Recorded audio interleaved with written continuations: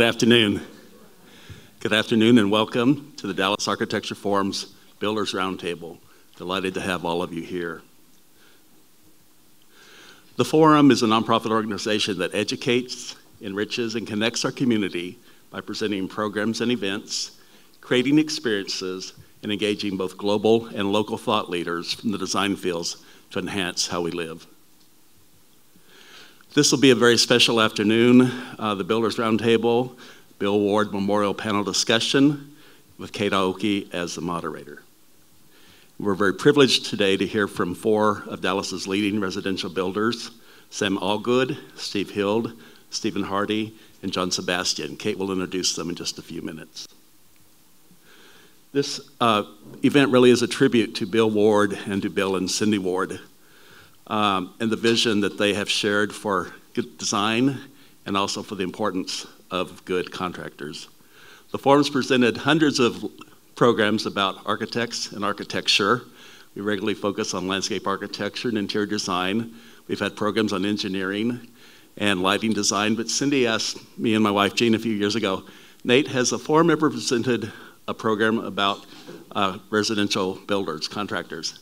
And thought a few minutes, and the answer was, no, we really haven't. And then it was followed by, and we really should. And so that was the genesis of all of us being here today. So got my board's approval to pursue this, and Cindy's given us some guidance. And so working with others, we are very excited to have this very unique and important program today. And we're thankful for all of you for being here. So please join me in giving Cindy, her daughter Katie, and the Ward Family Foundation thanks.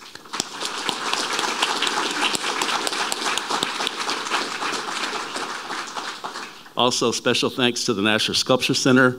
The Nasher really is an incredibly valued collaborator for the forum. We've done many events together. We're always very pleased to be here, so thankful for Jill and Lindsay and Nick and the entire team here at the Nasher. And now I'm pleased to introduce our moderator, Kate Aoki. Kate, first of all, is a dear friend of Jean and mine, but she's an architect and a founding partner of the exhibition design and experience firm Golden Egg Creative. She has a degree in textile design from Rhode Island School of Design, one of the top design schools in the country, and a master's in architecture from UTA.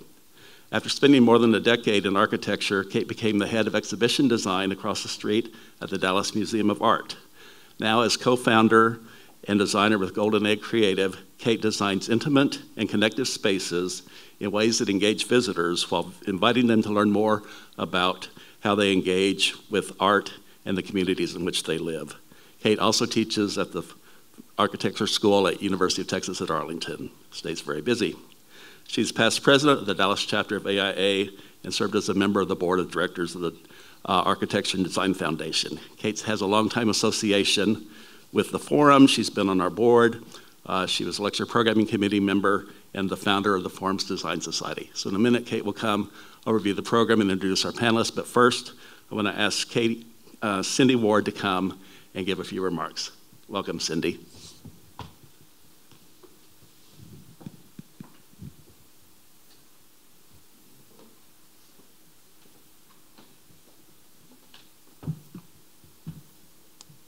I am short. Thank you.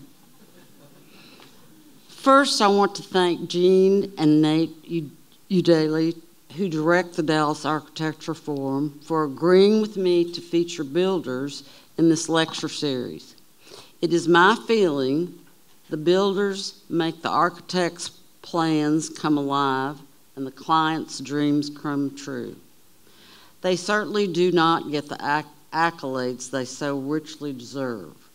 So welcome to all of you, especially my daughter Katie, and my dear friends attending this memorial lecture to honor my precious husband, Bill Ward, who worked diligently to make it possible for us to build our dream home on the original property we built on Farquhar in 1972.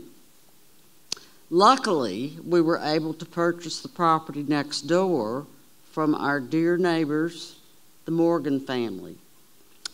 We interviewed the top architects in Dallas and decided on the Dean of Texas Architecture, Frank Welch.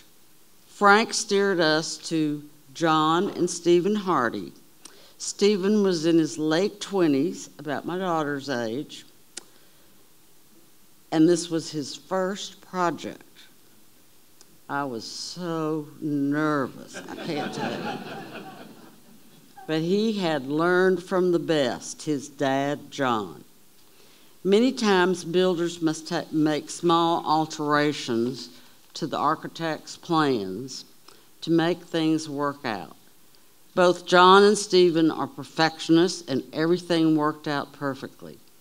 Bill and I knew the spaces we wanted, and we gave Frank full rein. The Hardys gave us the exact cost and the time frame, which is almost unheard of when you're building a home. We only made one change, which was the size of a round window that cost us $100. I believe this was Frank's last home he designed, and it is pure genius. Everything Frank is known for is included in our home, from the natural light streaming in through the skylights to the remarkable stick ceiling. 4 pods for various purposes, incredible fireplaces, and best of all, a staircase that one glides up instead of climbing. Paul Draper, along with his assistant at the time, Nikki Kramer, was our interior designer and did a remarkable job. After living and studying in Japan, Paul put to use his Zen feeling of quiet elegance and serenity, which Frank approved with great enthusiasm. Mary Ellen Cowan of Mesa Design Group was our landscape architect and did an impressive job, as we have many species of Japanese maples throughout our yard, complementing Bill's collection of bonsai trees. I have to say, everyone on our project worked in tandem with each other beautifully. Our house is almost 20 years old and still in excellent condition, as I have been determined to keep it up. My dear Bill passed away in 2019, but I am beyond thrilled that I have this amazing home where, together with Katie, we made so many precious memories with our family and friends. I urge you all to join the Dallas Architecture Forum.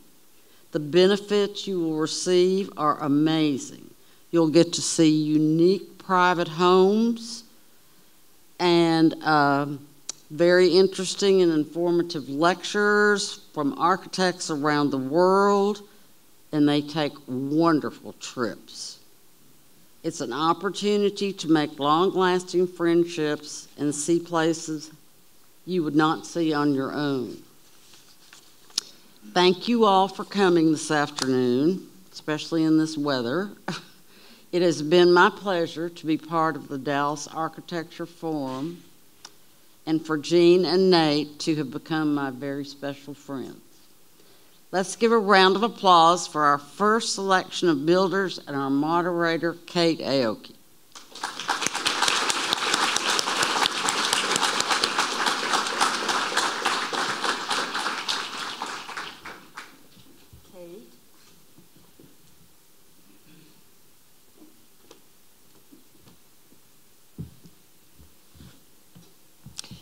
Thanks to Cindy, Nate and Jean, and everybody who's come out today. I'm really excited to be participating in this inaugural event. I have spent a little bit of time talking to our builders, and I think that everybody's in for a real treat today. So I'm going to start our program today by reading a little bit about each builder before they come up and tell you more about themselves in short presentations. Following those presentations, we will go up to the stage and have a moderated panel discussion, which really will be more like a conversation between them with me, just sort of, keeping time. You're all here to see them and not me. I'm going to start by telling you about Sam Allgood, who is the CEO of Allgood Pfannenstiel General Contractors in Dallas, which prides itself on handcrafted contemporary homes of superior quality and uncommon finesse. Allgood is known for his unusual mix of qualities in the realm of general contracting. He's as passionate about client service, project management, architectural excellence, and the owner experience of living in the finished home as he is about business strategy, development, sales, and marketing. Sam holds a post-baccalaureate certificate in construction management and a BS in marketing, both from Louisiana State University. I had to give him a Go Tigers a little bit earlier this afternoon. Allgood is also an explorer of new materials, methods, and processes, always pushing for refinement and revelation in everything he does for his clients, colleagues, and team. We also have Stephen Hardy, who grew up on his father John's job sites, acquiring a discerning eye and an appreciation for fine craftsmanship. As a second-generation builder, Stephen has a long-standing relationship with DFW's finest subcontractors, and his reputation among architects and clients alike has earned him the designation of one of Dallas's premier custom home builders. Stephen's approach to building is one rooted in trust, transparency, and excellence. Keeping his operation small allows him to be selective about the projects he takes on and remain actively involved throughout the entire process, from initial pricing to daily supervision of the construction site. Meticulous attention to detail and clear communication between the homeowner and architect are at the heart of Hardy Construction. Working closely with respected design professionals, Stephen has completed several award-winning landmark homes. Steve Hild has been involved in construction for over 50 years, over 40 years of that time running his own business. He's had the privilege of working on some of the most architecturally significant homes in Dallas with some of the most renowned architects in Texas. Steve built his first modern home about 30 years ago when he had the opportunity to work with Corky Cunningham. He discovered that this was his calling since it melded his passion for construction with his appreciation of architecture. Steve developed a reputation for executing the exacting details required of modern architecture and has focused on building modern homes.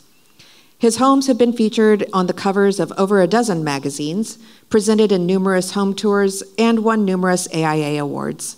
Many years ago, Steve was awarded AIA Contractor of the Year. Finally, John Sebastian is the CEO of Sebastian Construction Group, a Dallas-based company specializing in high-end residential construction. Founded in 1948 by his father, George, the firm has grown to over 90 employees, with additional offices in Houston and Austin. Born in 1959, John's a third-generation Dallasite who, with a degree in architecture from Texas Tech, joined the family business in 1982, focusing on architecture. After his father's passing in 1992, John shifted the company's focus to construction management. Under his leadership, the firm has collaborated with renowned architects and completed notable projects for prominent Dallas families. Their work includes significant renovations of iconic residences, earning features in major publications like Architectural Digest. He has served on various boards, including the Dallas Architecture Forum and the Dallas Historical Society. Please help me welcome our four builders to today's presentation.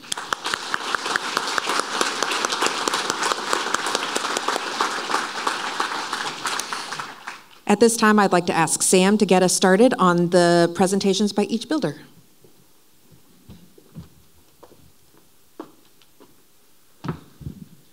Thank you, Kate.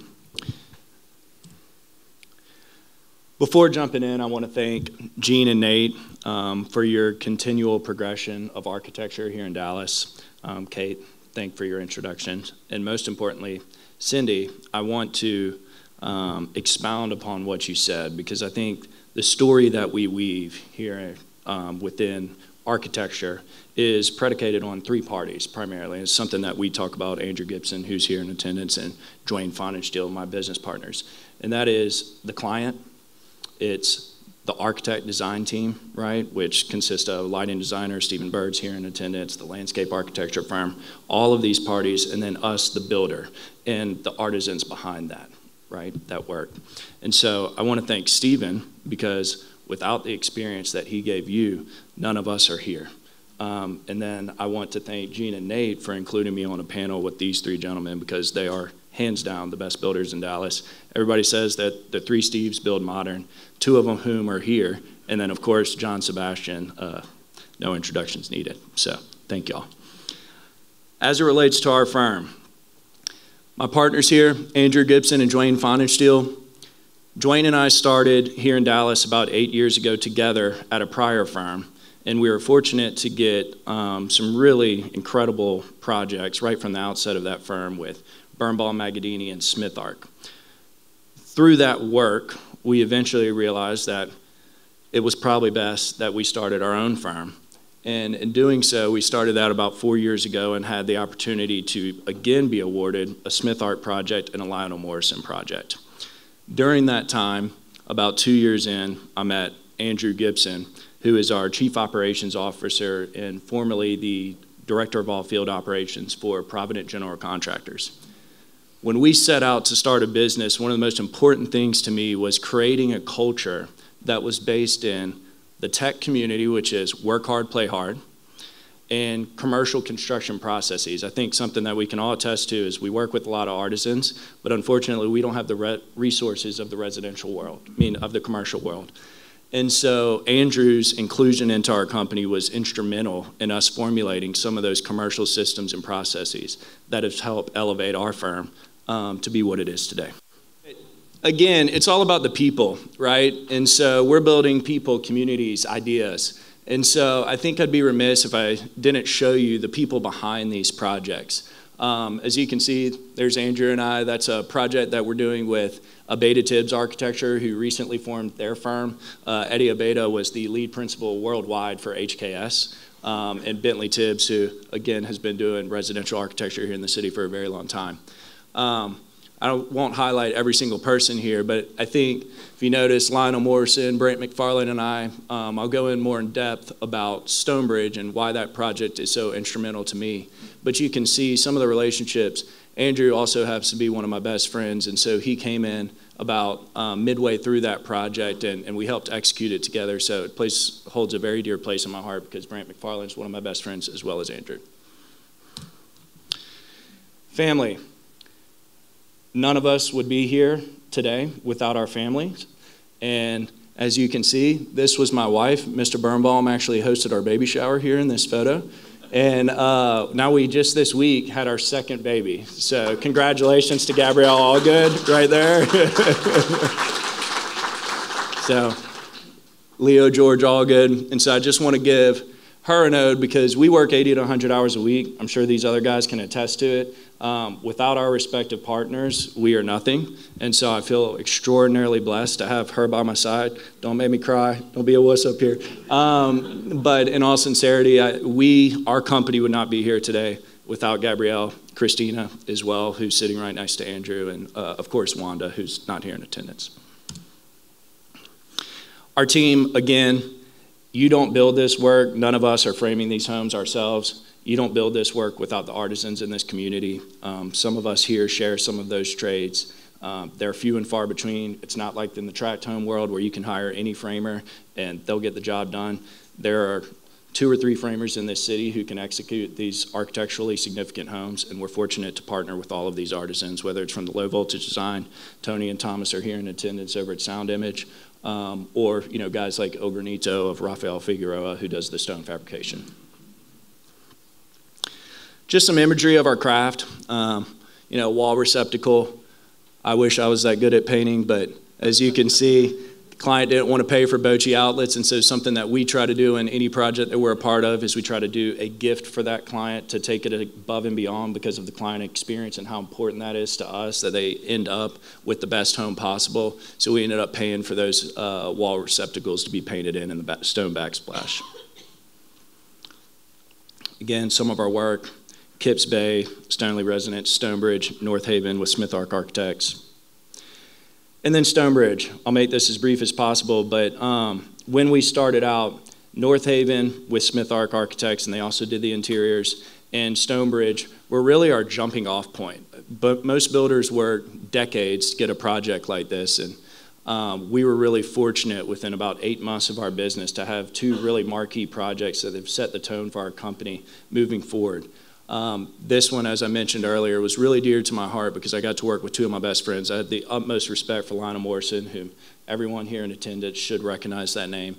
But in addition to that, I got to work with Brant McFarland, who we've worked on numerous projects together. He's become one of my closest friends. And then Andrew Gibson, who, after a couple of years of watching us grow, finally realized it was time to jump into the residential world. His background's in architecture, so I'm glad he joined us, and it's been a fun ride.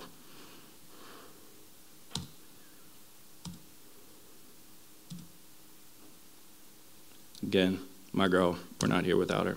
And then last but not least, where are we going? We're working on some really unique projects. We have a 1,500 square foot house with a Beta Tibbs architecture that has got solar energy, geothermal energy, you know, the works. It's a really boutique job with a fabulous client. But we also have a project with M. Gooden, who's the architect, interior designer, and that, you know, very architecturally significant. This particular pour was over 125 yards of concrete, all board form concrete, pretty impressive pour. As you can see, this fireplace here, that's a 30-foot tall board form concrete wall.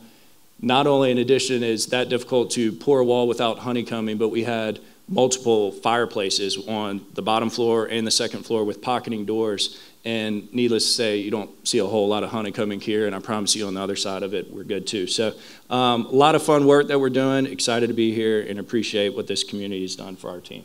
Thank you.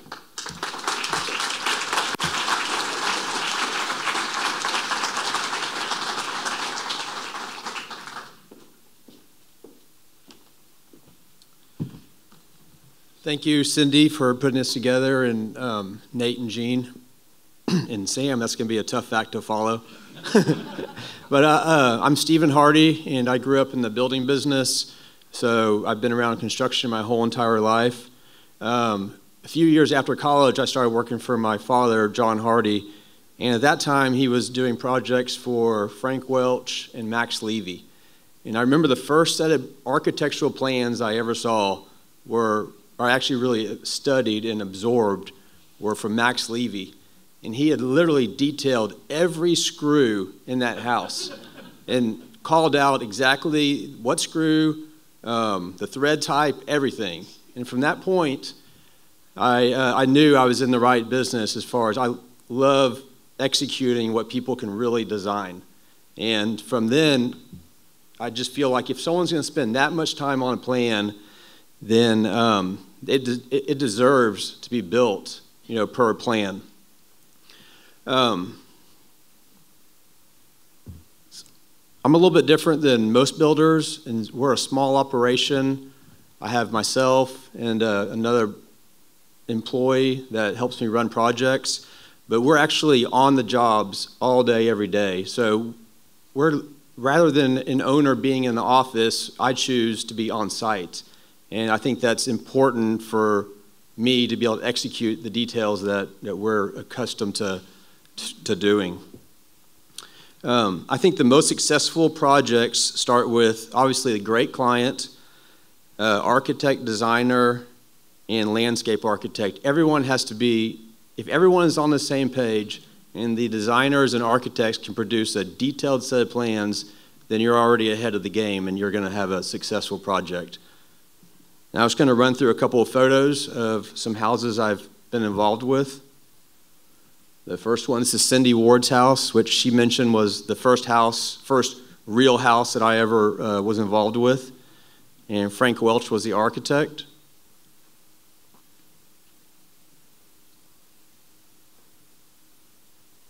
And Bill Ward was a bonsai collector.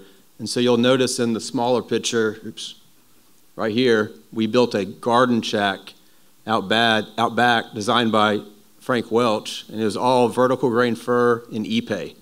And you can see the reflection of the bonsai tree in the window. It's a really, really nice photo. This next project is called the Stretto House, and it was designed by Stephen Hall Architects, and later, when I got involved, it was a renovation addition from Max Levy Architect and Emily Summers Design. So we totally renovated the interior to its original specifications, then we did a bedroom wing.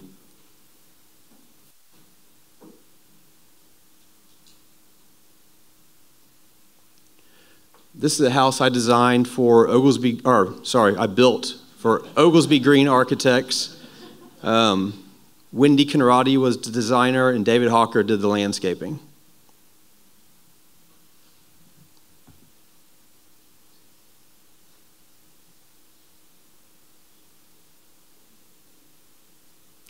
The next project is a project from Lionel Morrison.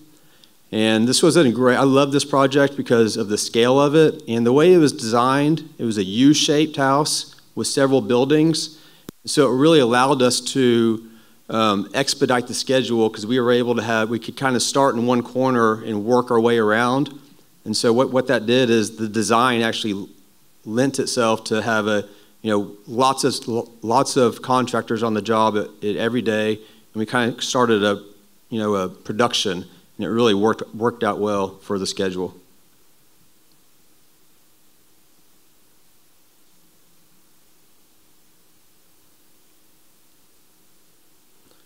This house, Beaujon Fruit designed it.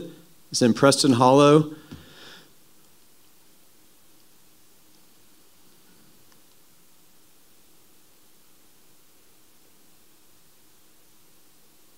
This is a recent house I built several years ago, and this was in North Dallas in what I call Tornado Alley.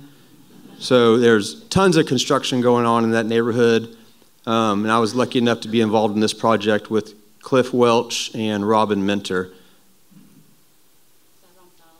Yes.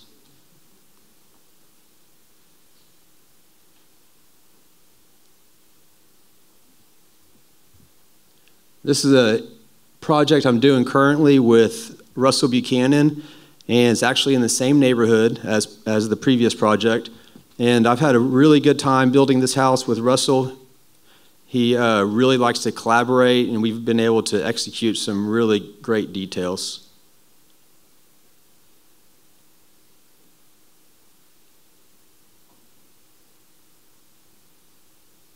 Thank you.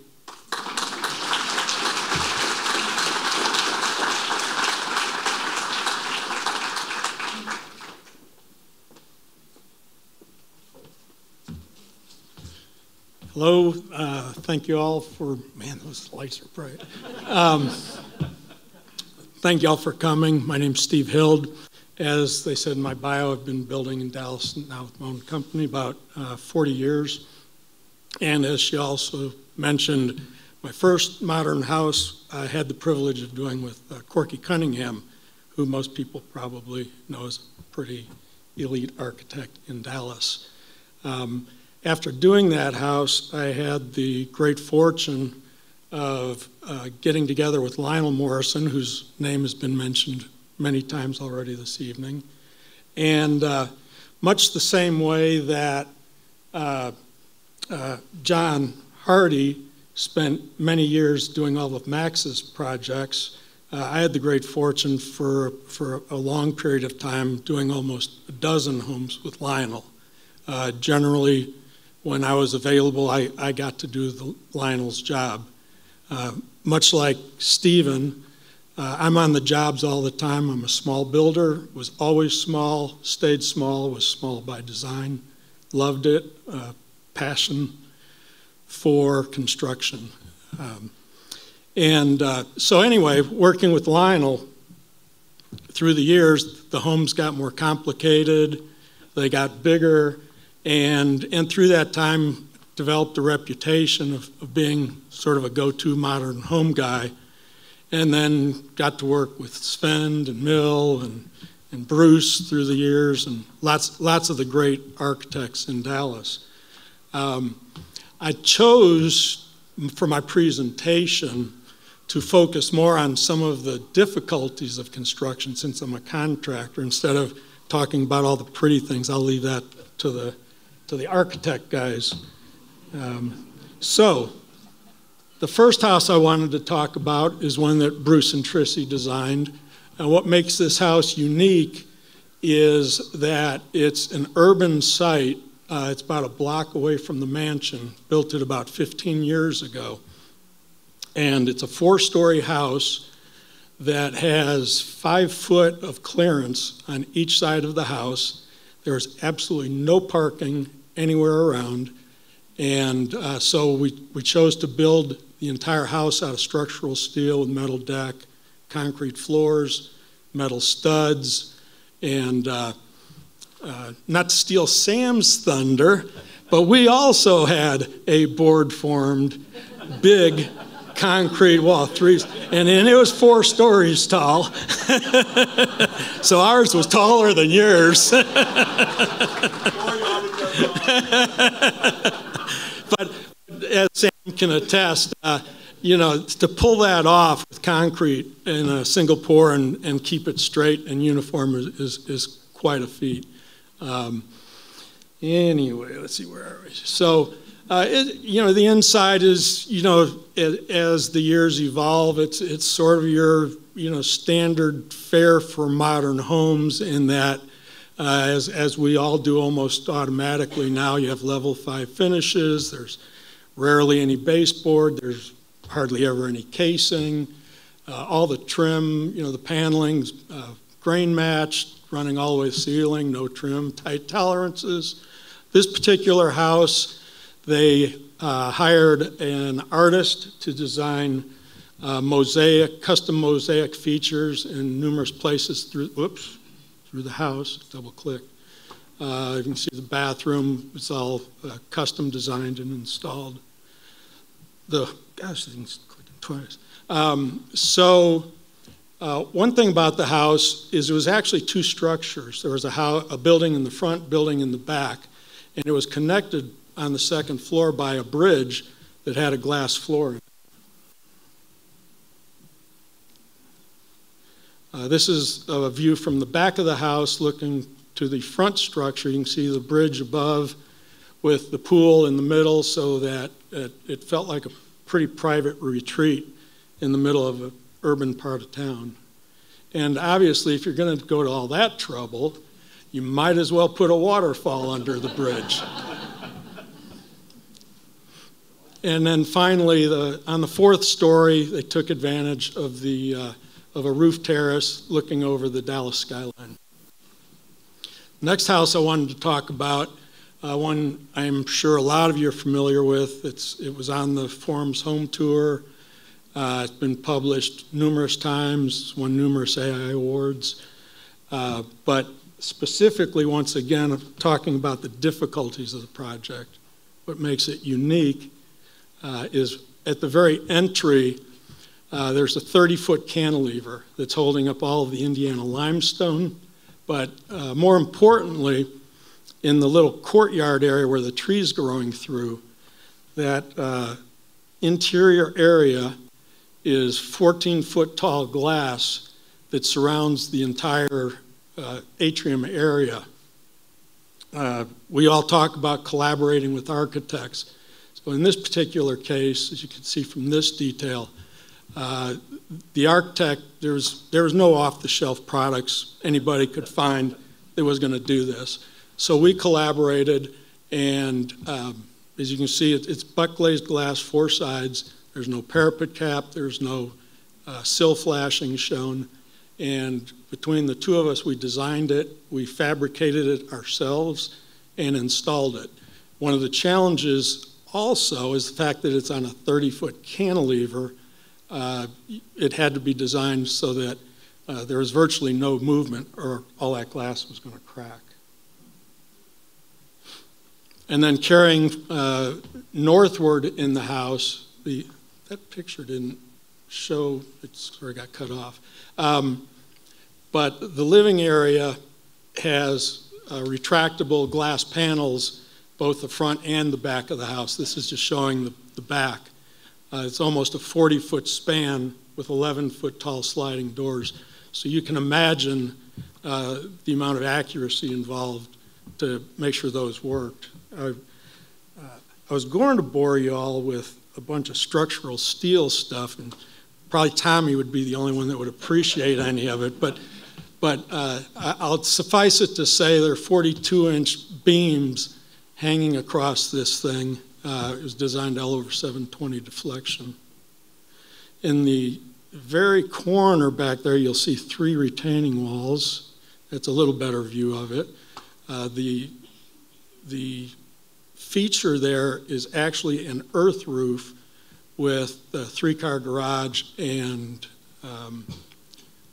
workshop area underneath all of that. And then finally, I'll talk about my last project, people just moved into it a couple weeks ago. And it's got the Oculus feature at the entryway. That's all 3-foot thick Luter's limestone that's been bush hammered and milled in a 4-axis constant curvature to pull off that detail surrounding an elliptical window. The main feature of the house is the wave roof that you see beyond. And it covers the main living area. Oh, there's a better picture of the Oculus. And the roof in this area, which is also the ceiling inside, is a constant meld of concave, convex shapes of varying radiuses that encaptures the space, and then you have all the frameless windows going right into the ceiling. One of the things I've noticed in the last few years that architects seem to really be keen on right now is really cleaning up ceilings and getting rid of the can lights and vents and everything. And that was a big must-have for this room. All the lighting is in the spandrel beams, continuous strip lighting shining up. There's also lights on the roof itself that uplight the curved soffit at night. And that's the rear of the house with another view of the wave roof. And the whole house was a very complicated house, but that's sort of one of the main features of it. And that's all I have.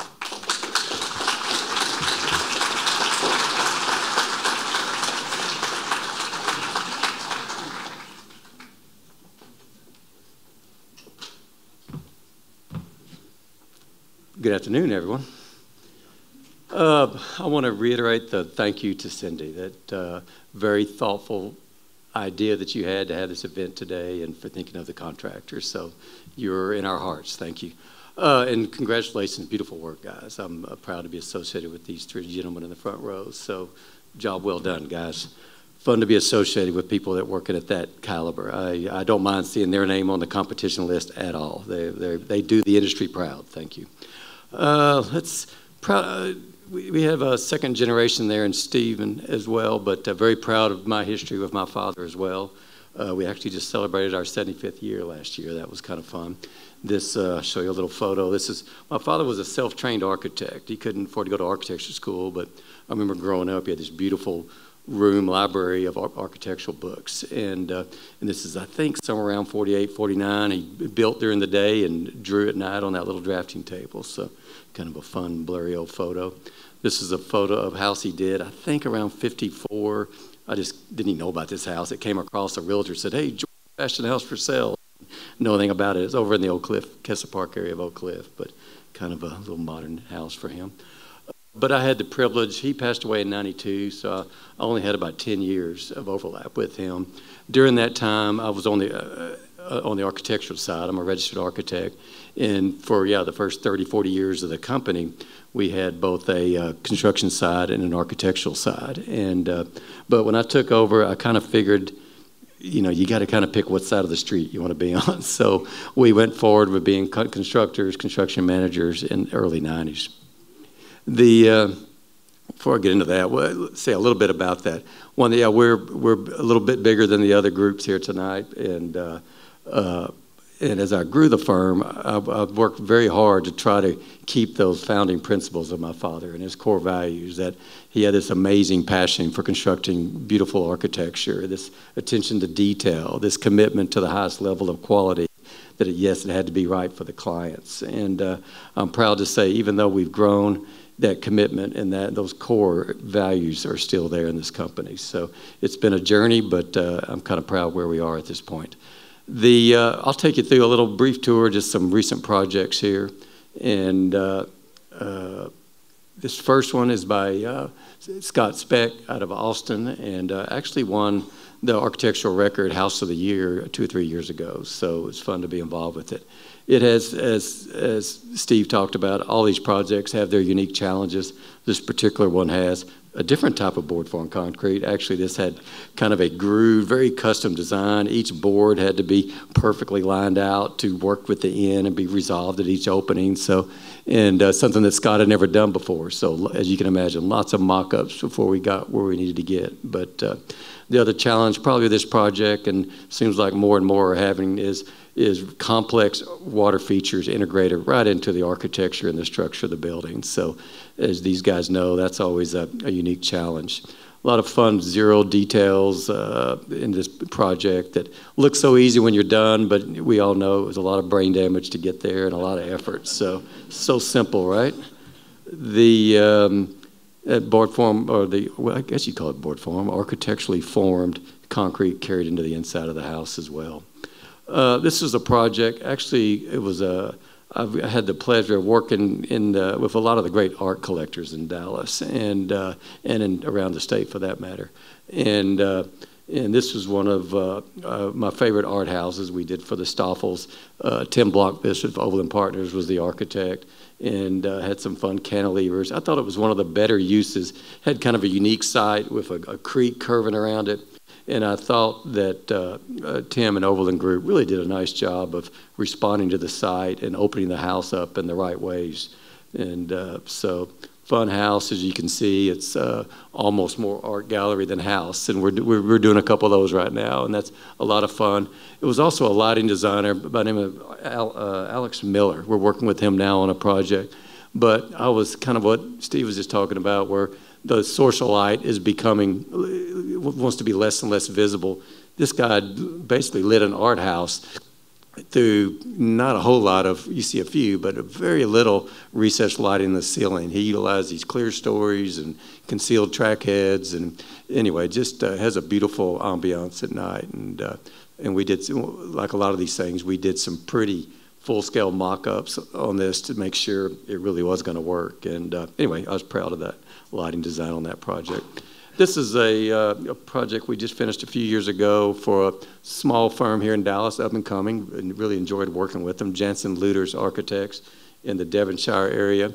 Once again, of course, has to have the water feature snugged right up against the architecture.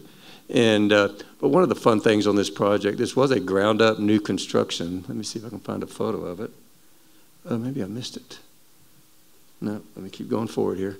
But this was actually all new, but the idea, I assume, I don't know the exact vision, but like it's like the clients had encountered this old stone farmhouse and then built this very sleek, beautiful modern addition, one-story, low-slung addition behind it. So it was this interesting juxtaposition of the rough stone of the older, supposedly, although new, architecture and the new. And so anyway, a fun project, and proud to be a part of that.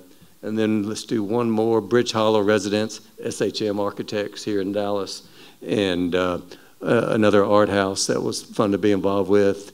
Also seems to be the theme of the day, water features located on the front of the house. And a lot of materials you see a lot in Texas, the standing seam roof, the steel windows, the stucco, the stone in select areas. But great clients, that kind of blew up on me there.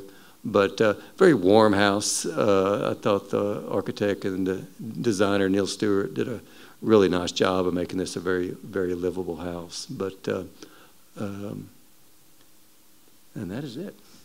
Thank you, guys. I'm especially glad that we got some visuals of all of your work today so that it really sets the stage for some of the questions that we can go through. We want to leave just a little bit of time for some Q&A from the audience, so we'll probably talk for about 25 minutes here. I wanted to start because all of you talked about process, and I know that's important to you, but the attention to detail and the level of care that you have to abide by in order to execute these projects is pretty remarkable. And I'd be curious to hear more about how that translates, that level of care, into your process. I'm happy to go down the line, but if there's somebody who'd like to kick us off, I'm happy to. I'm happy to start. So with me, with my operation, I feel like in order to get the level of care that we produce, you have to be on site. You have to have someone on site that is got the whole picture on the project. Like, these houses cannot be built without proper supervision. And another thing that I think helps with my program is I have what I call a team of guys who work with me on almost every project, and they know like what to expect. So for example, if we're doing some reveals and some walls or around doors, it's not their first time to do it. You know, I don't have to train them every time. So they know what to expect. They know what it's supposed to look like. And that's really helped me out a lot. I would agree 100%. The word I like to use with the subs is communication and expectations. Most of these guys are really proud of their work. They're incredible craftsmen. And if you let them know what's expected, they go out of their way to pull it off for you. And I think another common denominator of all four of us up here today is that we're also great collaborators with the architect. We ask the question. We probably kill them with RFIs or phone calls, but we want to be sure we're executing exactly what they envision. So that's another big part of the process, is that we're not just a home builder out there just doing what's easy or expedient, but we're trying to make it right. So it's that back and forth communication as well. Yeah, I think for us, we're a 10-person firm, so a little bit bigger than these guys, but far less large than John over here. But I think it's iterative, right? I mean, we've benefited from, Dwayne Fonenstiel has been doing it almost 40 years, so we benefited from his experience, and Dwayne and I developed a lot of systems and processes at our previous firm. And then with every new addition to our team, those team members who have come from other firms have brought new ideas, and I think it's benefited our firm tremendously. Every architect, designer that we work with, they come with new ideas. And so I think it's just continuously evolving and becoming more refined. Well, sorry, please. Well, I wanted to add that while Stephen and I are very similar in the way we operate, and the two of you are larger and much larger firms, I think it's safe to say that all four of us have full-time managers on all of our projects, individual projects, all the time, versus a lot of builders in town that have one superintendent that's running to 2, 3, 4, 5 job sites a day. Right. And I think that's what sets us apart in being able to pull off the details we pull off. At that point, the subcontractor's building the house. Right. You're not in control. Exactly. So and I think that's what separates us. In these architectural houses, every detail is so important. And so if you're not there, or someone's not there watching or has the big picture, just the littlest stuff can have a big effect down the road. Because you have to start out on the right foot with starting at the foundation. Because if you mess up, everything has a reason. It's these modern houses are so particular, and you have to be so exact in order to be successful. It's funny, I look at all these simple modern houses, and what you're saying is exactly right. And I tell my guys, it all starts before you sheetrock it. In these type of houses, you're toast at that point. All these reveals, all the thought that needs to be put into it, in the planning, needs to be reflected in that structural and that superstructure phase, because at that point, you're setting the stage. You can't go backwards after that. So it's amazing. Yeah. Go ahead. Sure. Well, just to follow up on that, you all mentioned collaborating and the rigor that goes into ensuring that the expectations, everybody's expectations are astronomical. So what are some of the things and some of the ways that you collaborate with both the owner, the architect, and ensure that your own expectations are met? What are some of the ways that you collaborate with those stakeholders in order to ensure that the best quality can be achieved? I think these guys can attest to it. Most of our projects, you're at a minimum a year into it prior to ever even starting the job, right? Some, rare case, it's a half a year, but usually you're a year in before you started that project, and then most of our jobs are a 2-year project at a minimum as well, right? So that's a 3-year relationship. That's why I kept alluding to how important the collaboration with those teams are, right? Because if that's sour on the front end, it's going to reflect in the product. But like Steven said, and I know he and I share some trades, that team is absolutely essential because although it's not a tracked home, there's nothing tracked about it. It's highly custom. There is a rinse and repeat because some of the same principles, like a base reveal and a jam reveal, are followed pretty much universally on all of our homes. Right. And for me, I think it's really important that I rely on the architect a lot. Like when I have questions, I'm not making decisions on site. I don't feel like that's I'm hired to execute their vision. And so I rely on the architects, and when they have questions, I lean on the architect to help work out details. And so and the reason it's so important is, like I said, it's not my project to make decisions, but the architect ultimately has the big picture in his mind, and he needs to be the one providing the details, and because he's already got it all thought through. So, but you got to have an architect that will really, work with you and hammer out details with you and make it happen. The other thing I was going to say is we do, and I'm sure all these gentlemen do as well, a lot of extensive mock-ups. Yeah, the 3D visuals are great. They're beautiful. They've gotten better and better over the last decade or so. But, man, nothing takes the place of just a beautiful tactile mock-up that you can see the reveals and you can figure out the flashings and how that's going to, and how those are going to be, that corner is going to be resolved. So we budget a lot into our projects for the mock-up process. Yeah, I want to piggyback one comment that Cindy made about John and Steven, because it is rare to hit a budget dialed in completely, so congratulations on doing that. But referring back to what everybody else said up here, it's instrumental that you have the right team in place from a design standpoint, so you actually can capture that on the budgetary side, right? Oftentimes you start off with a 30-page set, and then at the end of it, it's 150 pages, and how the heck are you supposed to nail that budget, right? So that pre-construction and then the sequencing that's involved, because if you miss one step of that sequencing, you'll never make it up on the back end. Well, I would love to hear a little bit about what your professional upbringings were like, and I know John and Stephen both worked with their fathers, so that's hard to beat, but who were your mentors and what kind of mistakes did you learn as you were coming up in this industry? Like I mentioned in my when I was speaking earlier, that obviously my dad was a big mentor, and I think the initial architects I worked with, which were Max Levy and Frank Welch, I was really blown away by what they could produce.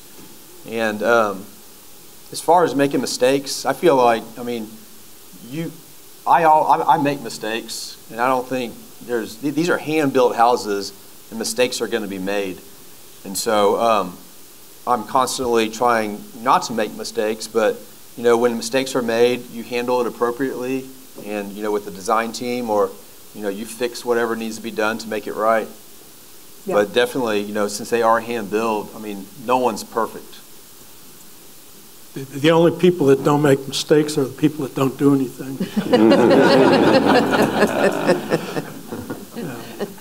My upbringing, my dad worked road construction. I went to work with him when I was probably 8 years old. I fell in love with road construction and in construction in general, and pretty much been in it all my life. In terms of mentors, I guess my dad was a mentor in that he taught me an incredible work ethic and a passion for what he does. But yeah, plenty of mistakes made along the way. I started my business with no mentor. I just decided to do it, so I made plenty of mistakes. Yeah, obviously my father, I grew up on his job sites, cleaning them when I was, sweeping the floors at 14 and things, and having that just growing up around him was the biggest. But I think a couple other things I was thinking, we had some great old superintendents. They started out as carpenters, became foremen, superintendents, worked for my father for 30, 40 years.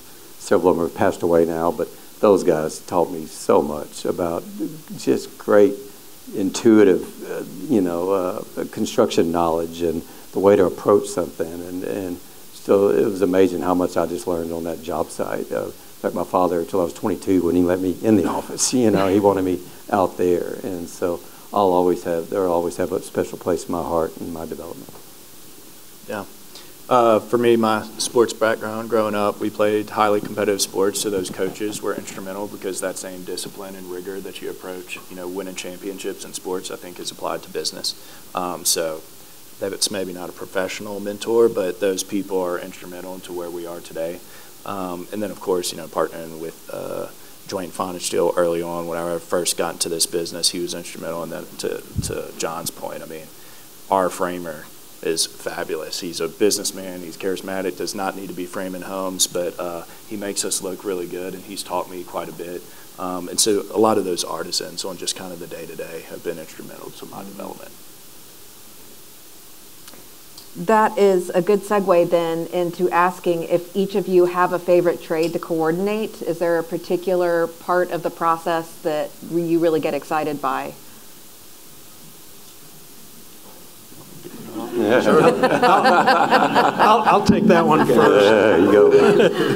I love starting a house and getting it through HVAC, or I'm sorry, MEP. I know that's a more general answer, but I guess I would say foundation, framing, structural steel. Because I think Stephen said it earlier, if you get that right, the rest of it should go together pretty easy. But boy, on these modern homes, you better well damn get that right, or you're going to be up a creek. Because windows aren't going to be zero sight lines, and things aren't going to fit. But I love the challenge of getting all of that put together right. I'm the same, similar to Steve, and that with the modern homes, I mean, you have to love all the steps in order to make it work out. Like if you just leave it to the subcontractors to do the foundation and framing and structural steel, then I mean there are some really good framers like Sam mentioned, but you have to be involved.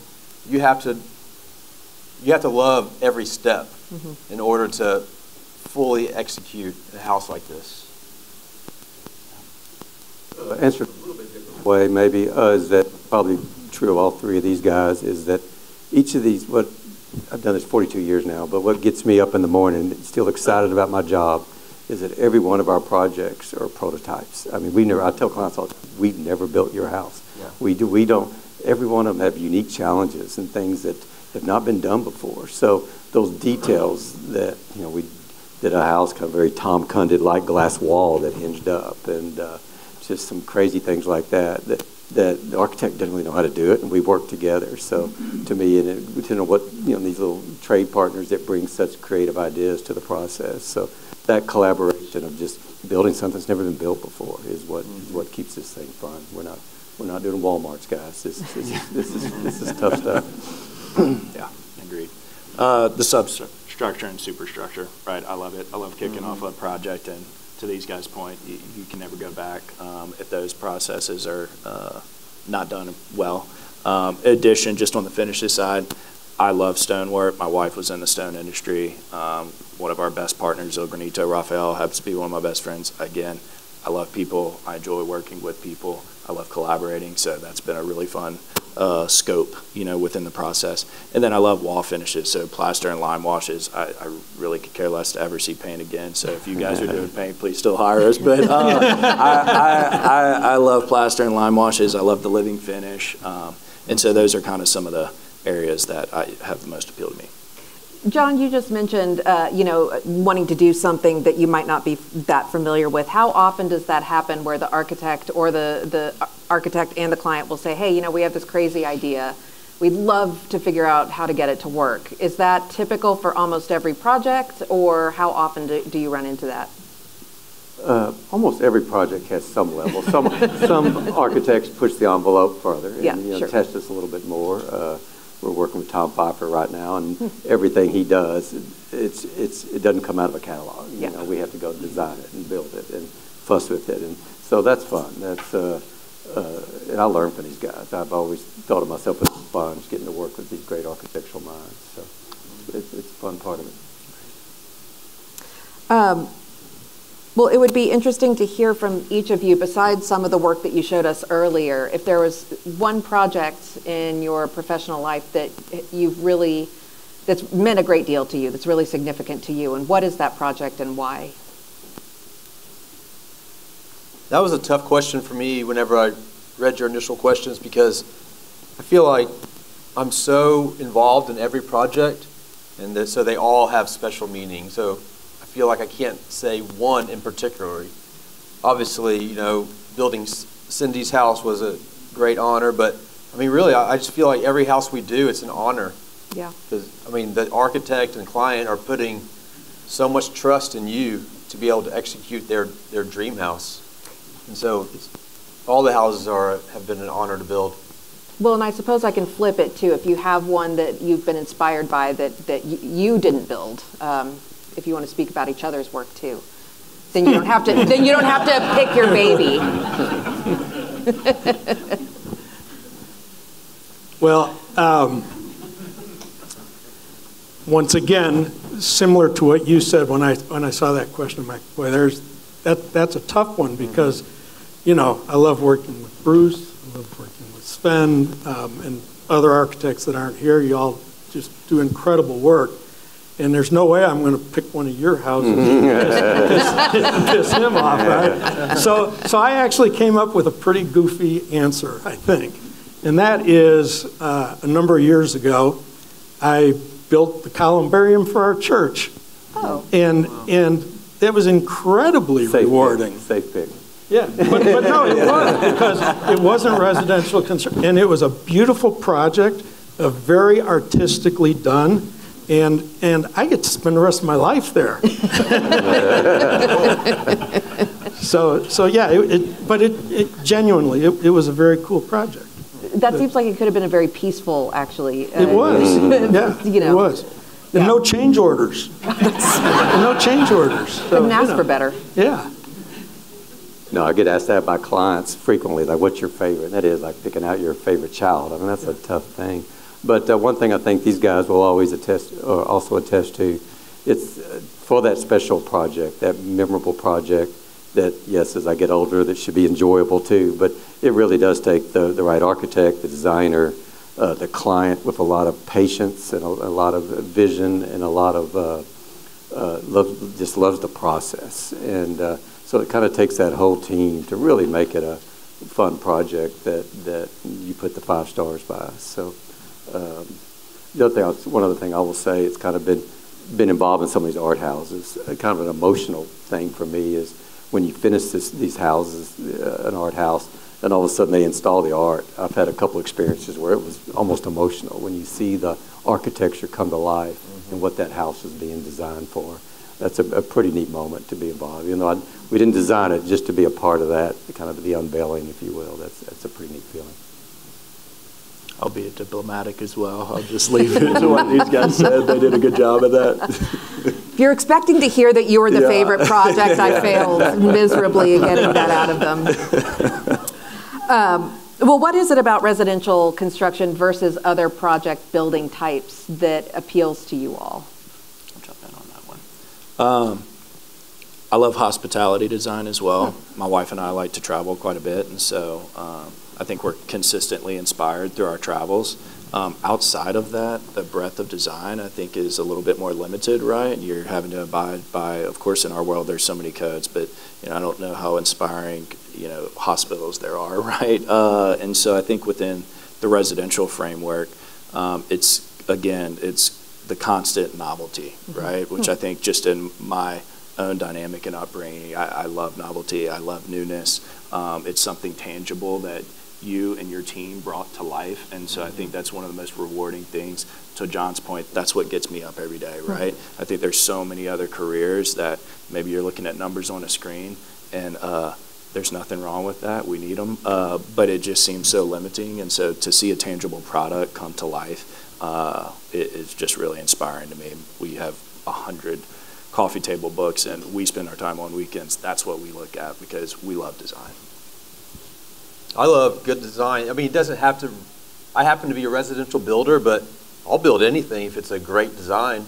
Obviously, I couldn't build a big commercial building, although I love seeing these big commercial buildings downtown, and I'm always curious. I'm like, how do they do that? It just seems, it's amazing. But kind of like Steve said, he built his church columbarium. I would, if something is a great design, and I'm all for it. I just happen to be a residential contractor. But my main thing is I want to build cool buildings. Fair enough. Mm-hmm. Yeah, and once again, to piggyback off of what you said, the last project I finished, I actually made a promise to myself about 10 years ago. I said, I'm not building any more homes over 12,000 square feet.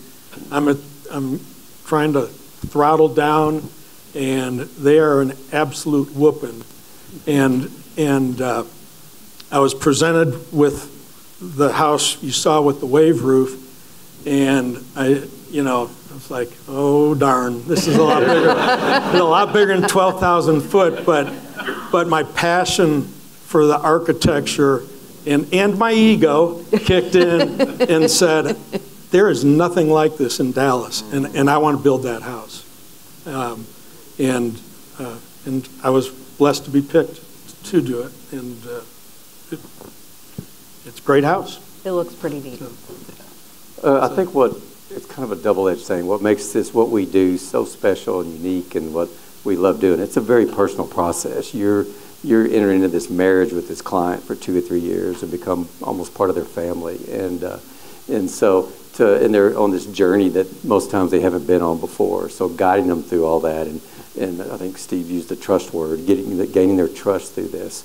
That's what's the most amazing thing to me. And of course, that's the double-edged side, is that you're dealing with these chairmen and CEOs, and they pay no attention to their big corporate development they're building in New Jersey, but in their house, they're hyper involved in every detail. So it's a blessing and a curse, but it still outweighs it. I love the relationships that we built, and I consider many of my lifetime friends. So to me, that's the best part of what we do every day. Well, since you mentioned travel, are you all travelers? Do you enjoy traveling? Where are some of your places to travel to be inspired or just to relax, honestly?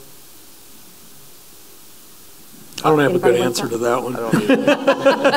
Y'all work too much. There's no time. Yeah, again, I think you build a team so you have opportunities to do that, right, candidly. And so that was something that early on, I was our accountant, I was a superintendent, project manager, estimator, and I still wear some of those hats in multiples. But I've been fortunate that we have built a team, and so we're able to lean on one another. And so my wife and I, in the past couple of years, have begun traveling again. The first few years, we didn't travel at all, didn't get to go on a real honeymoon. But to John's point, one of our clients, I say a real honeymoon, not the honeymoon we desired, but one of our clients actually sent us to their place in Utah, right? And so you develop these really intimate relationships with these people, which is the beauty of our space. And it oftentimes is too intimate as well, but it's extremely rewarding. So from a travel standpoint, most recent examples, I stayed at El Sereno in Lake Como, and it's an incredible modern structure in what's otherwise a pretty traditional space. Patricia Ucola, I believe is her name, but Spanish architect. Beautiful, beautiful hotel. Then we stayed at Lupine in Saint-Tropez, and most recently went with Raphael to the Belmont Hotel in San Miguel. And so we're consistently inspired. I think if you ask for influence as part of your question, the French Riviera, I love it. It's chic and effortless.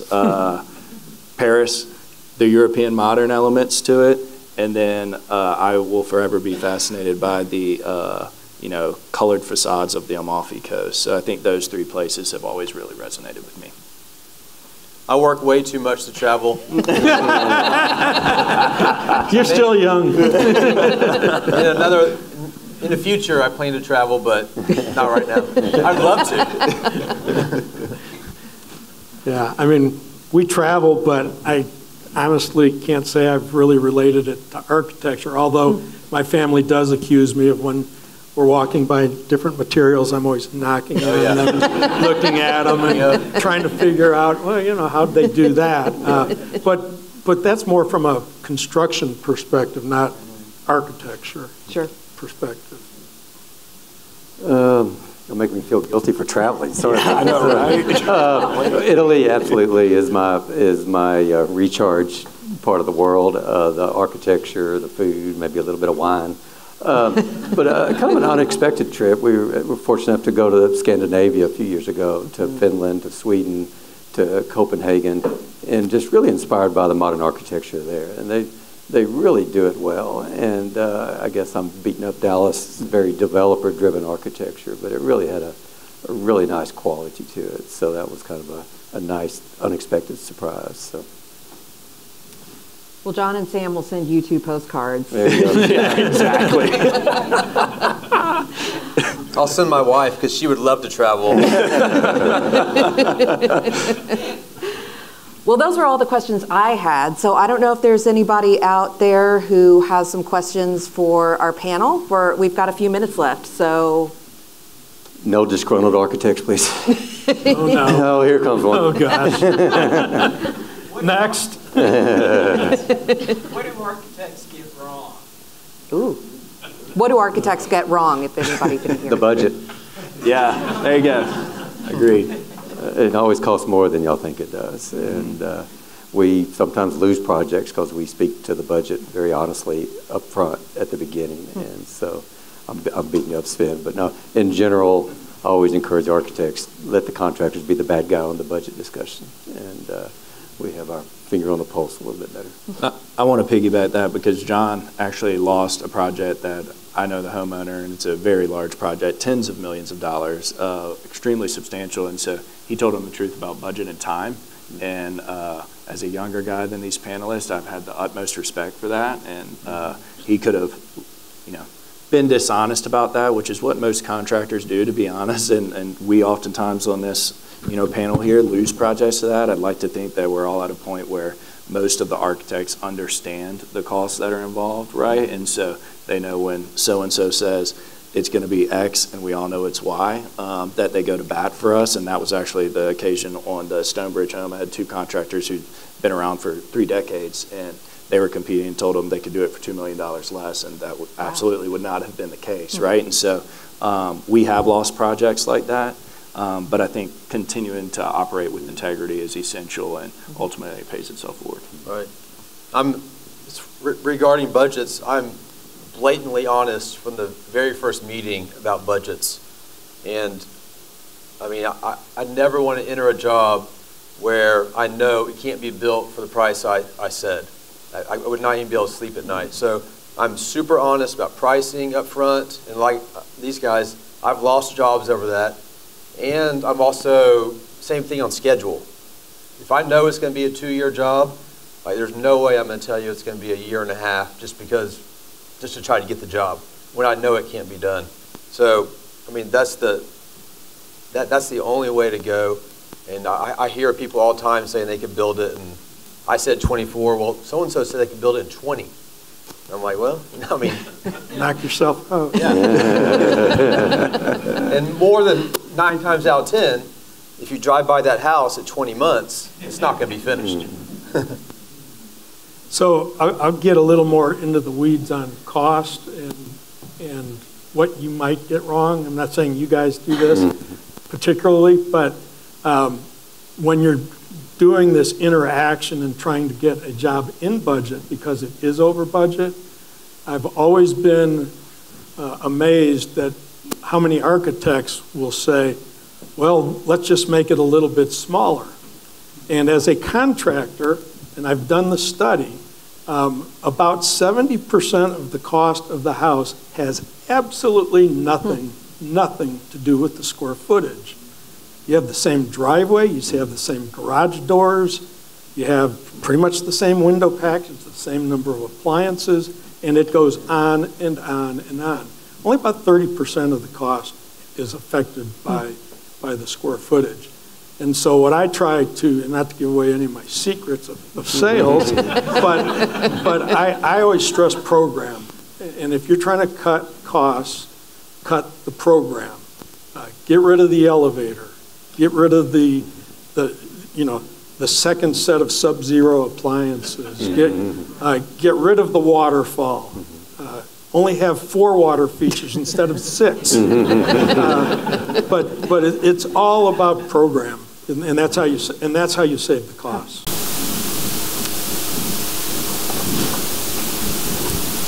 You folks have all talked about pretty contemporary architecture today. And this being Dallas, there's a fair number of traditional houses that are being built, often designed by architects. Do you work in that idiom? And if so, what different challenges do you see about building in a more traditional vocabulary? I have done traditional houses. It's been over 10 years, probably, since I've built one. They're a lot easier. I can tell you that. They're much easier. I'm primarily all contemporary. I've done a little bit of stuff on the traditional side, but very little.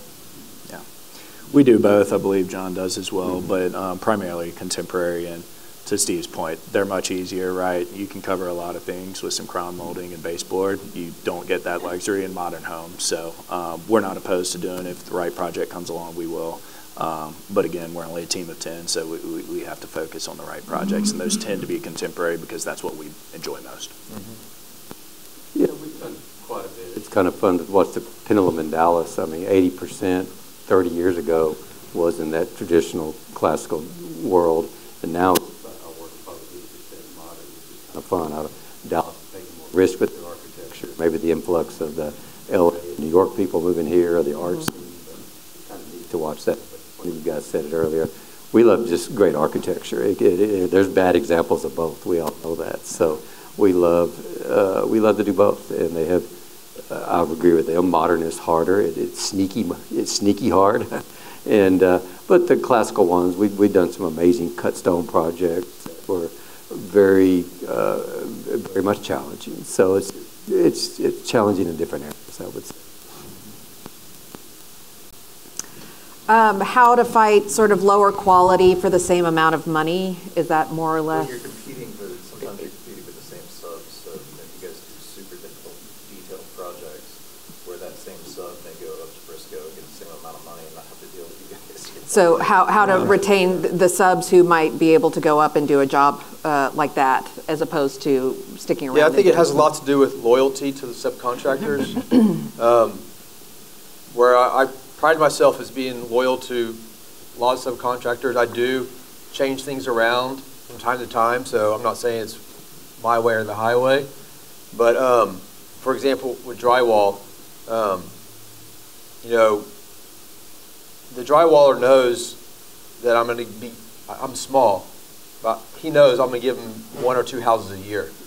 Whereas, so I'm just kind of like, his bread and butter, not he's going to Frisco and hitting home runs. But I think there's a lot of loyalty with subs to us as well. Yeah. And also, most of the subs, when they come to our jobs, they're getting paid more. We're not paying the Frisco prices. Yeah. They're charging us more. Yeah. I think it's a loyalty thing, Josh. I mean, I think we've established a great sub base, but candidly, I think we can all attest to it with the influx from the coast, right? We are all sharing some of those same trades, and so it can be difficult, and that goes back to project schedule of just buffering up front, what those client expectations are, because oftentimes, even if you hit everything perfectly, you're still relying upon each one of these artisans, and that decorative metal guy, which his sequence may need to go in to follow to the next step, he's behind on 3 or 4 projects, and the reality is that decorative metal guy needs to be the one fabricating it, and they don't have the resources of a commercial construction firm. They have that unique skill set to build that decorative metal cabinet, whatever it may be, and so we are beholden to that. And I think working with going back to what I said earlier, the right teams, clients, architects, designers, right, who have a unique understanding of that, overall benefits the project. A kind of a similar challenge we're having, I've faced it, but some of these larger projects, we use commercial institutional trade partners, and it's kind of sad. I've had several over the last 4 or 5 years that say, they finally just stopped doing high-end residential work. They said, John, we love y'all, we love your people, your processes, but man, we can't make money. we can go do high-rise work or this. And so our projects are so demanding, so risk, just loaded with risk for these guys that, yeah, that they're not doing the stuff out in Frisco, but they're going to go do that hospitality work or something that just they know they can make money on. So that's a little bit of a challenge that we've had in the last few years. Okay, we have time for one more question. My question is about motivating this great work that you're able to accomplish with your team. So in addition to providing a higher compensation to your subs and providing the potential for accolades, what are some of your strategies for motivating your team and your subcontractors to get to this really excellent work that you guys are all doing a fantastic job of doing?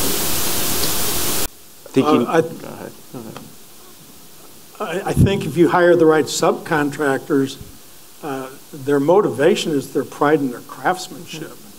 And they don't need a lot of motivation. Like I said earlier, you lay out your expectations of what you're wanting, and they work hard to get there for you, because we're dealing with really good craftsmen.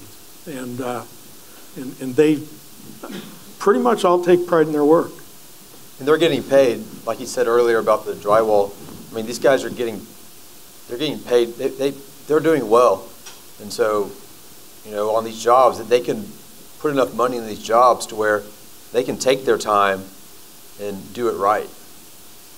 So we can't compete with, obviously, subcontractors who are doing stuff on track homes and whatnot. So that's how we get our quality, and they're on board. I agree with that on the pride thing, but I also think, we hosted a crawfish boil with our trades, right? We travel with some of our trades. We do things with our trades outside of work. We integrate with their families. And so I think that's instrumental to developing the proper sub base. And when, maybe not one of these guys, but I think for the most part, we do share similar trades. And I think those guys only work with the few of us in this city. And that's just the reality, and that's why we're able to execute this work. But I think when you need something done and you've taken that a step beyond and you recognize them, right, you try to photograph them in their environment doing something cool. They may be the most rough, gruff guys in the world, but everybody takes pride in being recognized for what they do, and I think we attempt to do a really good job at that over at our firm.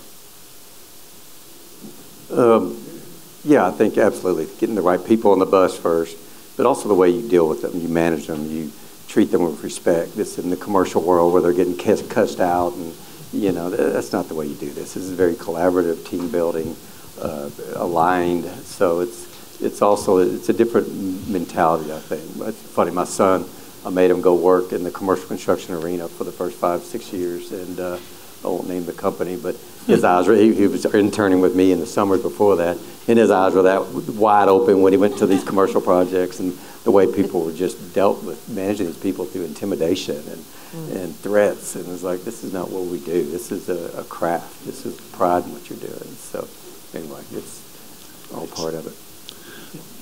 One last comment. Yeah. Yeah, well, this is totally off the subject, but most people that know me know I was nervous as hell about doing this thing. And as the event went on, I was remiss. I remembered there was a really important part of my presentation I forgot. So if I can do my last 20 seconds of my presentation, and that is the fact that those of you who know me well know that I am retiring. I have built my last house, but I wanted to do a sales plug for my son-in-law,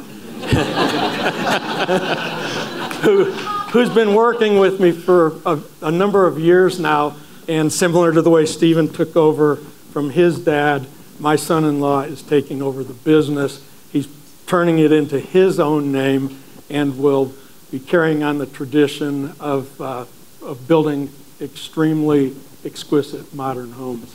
And I couldn't be prouder of him. Tyler Osborne. So thank you for that plug. So John, John, Steve, Stephen, Sam, thank the four of you for really turning, I think, dreams of people in this room and others into reality. I mean, if I had to summarize what the builder does, they turn dreams to reality. Kate, thank you for moderating. Great job as always. Thank you to the Nasher. Thank you to the Ward Family Foundation. And thanks to all of you for coming today. We invite you to join us for reception. So thanks again.